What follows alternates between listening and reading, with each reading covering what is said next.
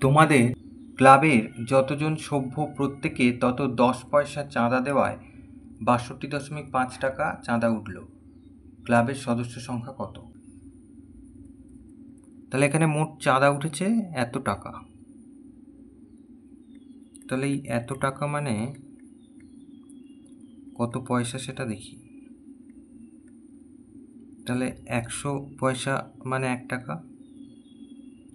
তাহলে 100 দিয়ে গুণ করব। তাহলে এত পয়সা। তাহলে এই চাঁদাটা উঠেছে 10 পয়সা দিয়ে। তাহলে 10 পয়সা কতগুলো আছে এর মধ্যে দেখি।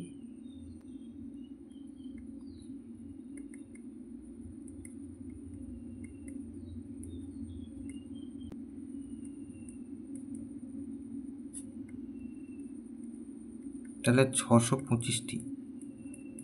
তাহলে এখানে বলেছিল যে যতজন সভ্য প্রত্যেকে তত 10 পয়সা দিয়েছে। তাহলে এক্ষেত্রে আমরা সদস্য সংখ্যা বার করার জন্য তাহলে এই 625-এর বর্গমূল করব। তাহলে 25 উত্তর। তাহলে এটাই উত্তর।